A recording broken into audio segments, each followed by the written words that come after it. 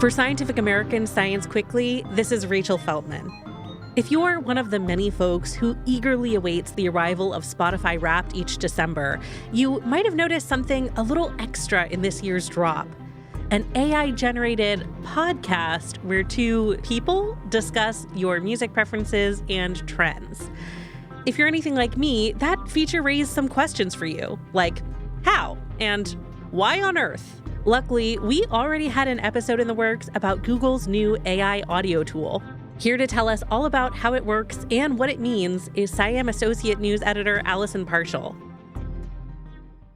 Allison, thanks so much for coming on the pod again. Always a pleasure to have you. Thanks for having me. Happy to be a friend of the pod or whatever. So we're talking about AI today. Yes. Rachel, have you heard of NotebookLM? I've heard of it. I have not tried it yet, so my knowledge is limited. Well, the feature that we're going to be talking about today is specifically its feature that allows you to create instant AI podcasts. Yes, I am familiar, and I have a lot of feelings. Okay, I imagine. The tool that it's a part of, NotebookLM, was released last year, summer of 2023. And it's like this workspace where you can upload a bunch of documents or videos or links to web pages, and then the model will ingest them, and then you can kind of interact with it. You can ask it to generate a timeline, to summarize your research, to go find a fact for you. And it'll do this by citing its sources in a way that like ChatGPT, for example, doesn't do. So mostly you do this by asking it questions via text. But as of this fall, it now has this very tantalizing button under a heading that says Deep Dive Conversation. And if you click that, it'll generate a fake conversational podcast about what you've uploaded. So to demonstrate, I actually asked it to generate a podcast about your personal website because I figured this is something that you were very familiar with, your life. Oh, dear. I'm going to play it for you. It'll normally generate podcasts that are somewhere around 10 minutes long. I asked it to give me a shorter one for this purpose, and we might hop around a little bit. All right, so today we're doing a deep dive into the work of Rachel Feltman. Ooh, yeah, I'm excited for this one. Yeah, she's been a science communicator for what feels like forever. Yeah, over a decade, I think. Yeah, like she was there at the start of it all and has really shaped how it's evolved. And she's done it all, like magazines, podcasts, even a book. But we got to talk about her podcasts. Yes. That's where she really shines. Oh, absolutely. The weirdest thing I learned this week. Such a great name. I know, right? Makes you instantly want to listen. Totally. And it's perfect for people like me who just love those crazy little science facts. It's like proof that science doesn't have to be boring to be effective. Exactly. You just got to find the right hook. Yeah. Grab people's attention and then boom. You can teach them all sorts of things. Exactly. And then there's Science Quickly with Scientific American. Oh, yeah. Partnering with them. That's huge. I mean, they're like the gold standard of science communication. For sure. Like having their stamp of approval is a big deal. So looking back at her career, what can we learn from Rachel Feltman? That's the big question, isn't it? I think, well, first, she's incredibly adaptable. Right. She's not just a one-trick pony. Exactly. Any platform, any format, she can handle it. Wow, what a rich text. And as someone who does know you, I could say that it seems accurate. Yeah, I guess it is technically accurate. It's so funny. I mean, they really do a great job of sort of having all the intonation of a conversation, but really just saying things at each other. I recently saw Megalopolis. There was a lot of that in Megalopolis. A lot of people just saying things in the same room, and you're supposed to believe they're having a conversation. And that definitely came through a few times. Megalopolis AI confirmed. Yeah. No, that is fascinating. And how does it make you feel? I don't know how to feel, Allison. I mean, it's nice that they were so nice about me, but yeah, very strange. It makes me really wonder, what is this for? I also had that question. I did talk to Stephen Johnson. He's the editorial director of Google Labs. The reason this tool exists is because Stephen had spent most of his career as a science and tech writer. He's written 14 books. To hear him tell it, he's been just searching for this perfect, what he calls a thought partner, a software that could organize and help research his creative work in a way that actually felt like it was bringing value to him and worked in the way he wanted. So he explained that a few years ago, Google Labs reached out to him to help build one with AI. And that initial research thought partner became NotebookLM. Okay, yeah. I mean, I can totally understand from a nonfiction writing perspective what they were going for with NotebookLM itself.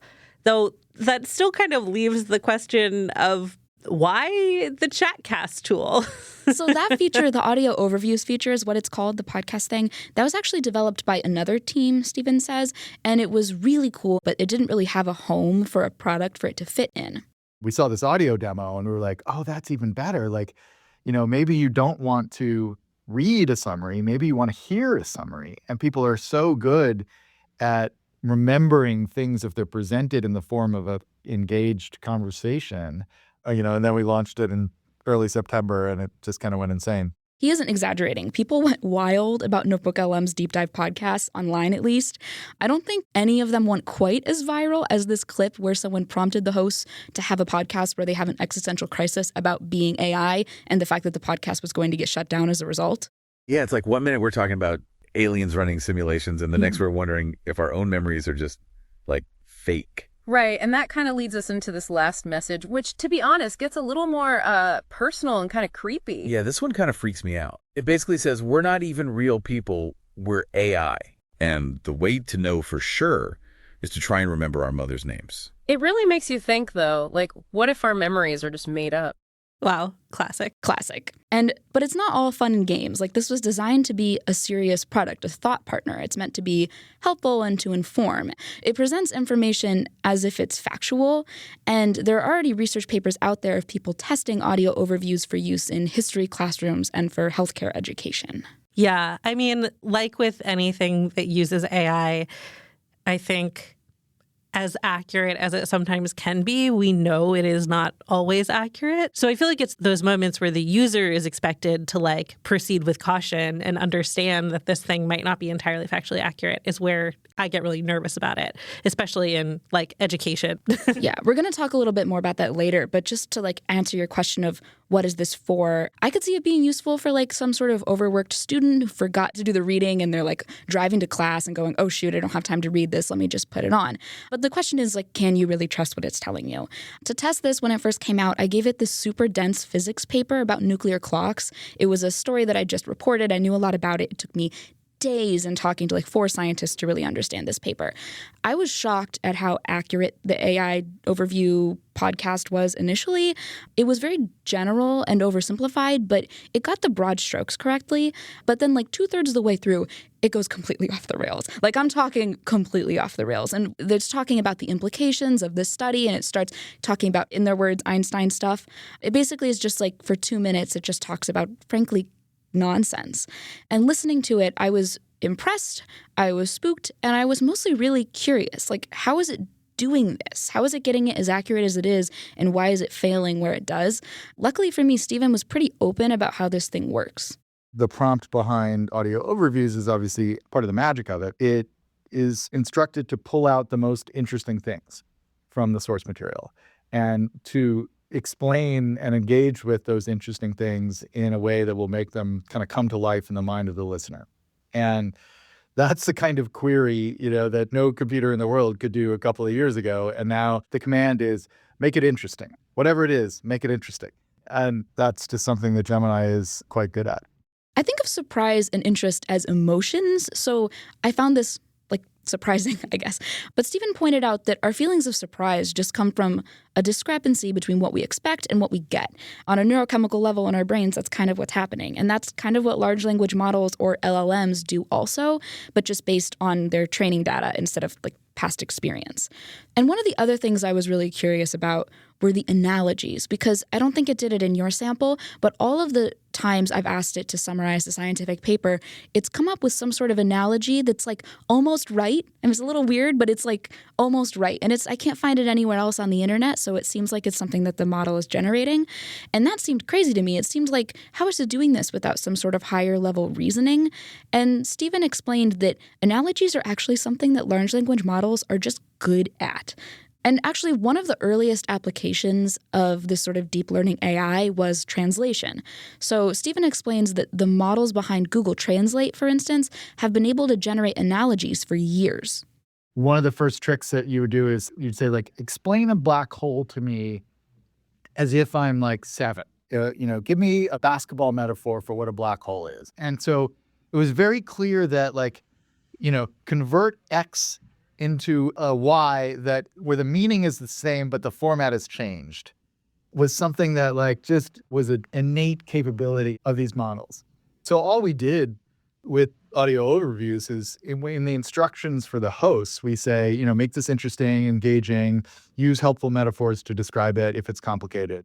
Yeah, there's something like very galaxy brain about thinking about metaphors as just sort of literal, like this data gets grouped together and therefore, which is what LLMs are doing. Yeah, it's like I'd never really thought of it like that as like a translation between language. But I guess when I think about the work that I do trying to turn really dense scientific jargon into something that's engaging and understandable to read, I guess it does kind of feel like a process of translation.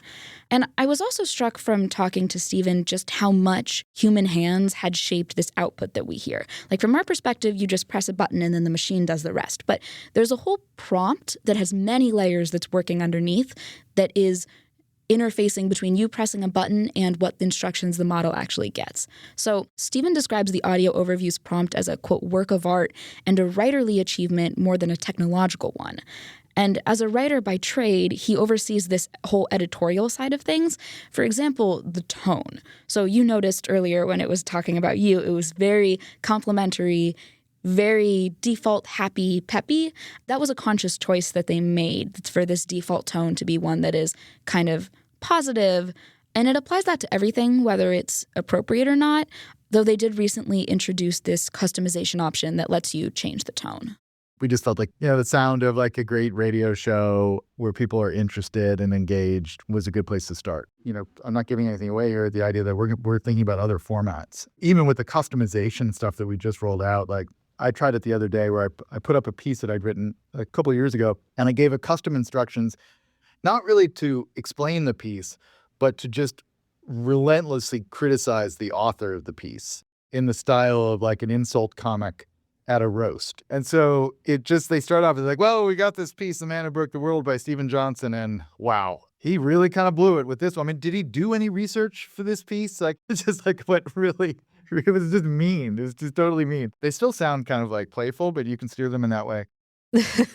Okay. So we've talked about how the product works, but who and what is it for? That is a great question. I mentioned before that I could imagine how an overworked student could use this to catch up on reading or something. But generative AI is always going to have certain inaccuracies. And if you're using audio overviews to prep for class, there is a serious risk that anything and everything you're hearing could be inaccurate. Right. And not only just that each fact could be inaccurate, but the whole framing could be inaccurate. Is this something you can really trust? To help understand this, I spoke with Emily Bender. She's a linguist who often studies AI at the University of Washington. She's also the host of a podcast with a very cool name, Mystery AI Hype Theater 3000. That's a great reference. I love it. Fantastic. Before our conversation, I had actually dug up one of Emily's linguistics papers and fed it to NotebookLM's audio overviews, and I sent that to her to get her thoughts on how it represented her work. So the first thing I have to say is that I usually avoid listening to synthetic media. Nobody's accountable for it. And so I don't want to be spending time trying to make sense of it. But I did listen to it, and it was painful. It was painful partially because that was a paper that was sort of a update at the 20-year mark of this long-term project we've been working on. So there's a little case study in our paper about a grammar for a language called Parece from Brazil. And they make a big deal about it as this experiment on Parece. It's like, no, actually, that's not how we framed it. And the voices on the podcast sound very confident, sound very knowledgeable. They're lighthearted, and it sounds like they are giving you a sense of how this work fits into a broader picture when they absolutely cannot. Rachel, you know pretty well what it takes to turn a scientific paper into an interesting and engaging podcast, do you not? Yeah, I mean, not to toot my own horn or anything, because I think the AI people just did that enough to last me all of 2025. But yeah, it's tough. We fact check this show really thoroughly, and that's on top of having like trained reporters and editors doing their best to present stuff in a way that is engaging and also accurate. So yeah, it's a big undertaking. Yeah, the fact-checking is very thorough. Shout out. I asked Emily about whether this seems like something an LLM, a large language model, can do well currently. So that is an extremely difficult task. And I think the problem is that LLMs can make it sound like they've done it when they haven't. So you have to sort of have a deep understanding of what's going on. What's new here? What have we learned that we didn't know before? And then what else would the lay audience need to know in order to appreciate that? This NotebookLM thing isn't doing that at all. Some percentage of it's going to be wrong, either wrong in the details or wrong in sort of where it lays the focus. And the people who are encountering it aren't mostly going to be in a position to figure that out. I asked Stephen how his team at Google thinks about this and tries to address some of these inaccuracies, and he said that the text-based features, which do provide citations, are generally more accurate than the audio. If you were looking for like the most factual thing you could possibly get from a language model with grounded sources, we believe that is NotebookLM, but you should do that in text. And if you're looking for something that's more entertaining, that may be a little bit looser and doesn't have citations, obviously, audio overviews is a great way to go for that. I also spoke with Anjana Susarla, who studies responsible AI at Michigan State University. She called NotebookLM's audio overview an incredible tool and was impressed by the deep dive podcast it had generated based off of one of her own studies. But besides accuracy, she also had some other concerns. First among them was bias. These are very white-sounding voices. They're just speaking in a very particular, quote, general American accent. They're trained on training data, mostly from Western parts of the world. And so, like almost all applications of AI, you have to ask the question, who is this for, where is it getting its data, and who is it leaving out? Second, the environmental cost. We have no idea how much computing power this takes. And since the AI boom, Google's AI energy usage has been going up. And then there's the copyright question. So here's Anjana. The final thing is, of course, this relies on some, the content, the copyright. Where is this data kind of coming from? And is this going to exacerbate all these existing inequities and their ethical concerns about broader implications and so forth? Yeah, so that big question of where the training data is coming from, one place that it could be is from YouTube, which Google does own.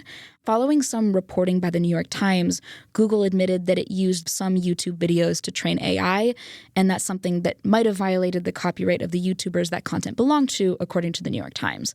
I asked a Google spokesperson directly whether the models underpinning audio overviews were trained using any transcripts, audio, or video from YouTube, and they said that Google's models can be trained on some YouTube content in accordance with their agreements with YouTube creators. Very vague.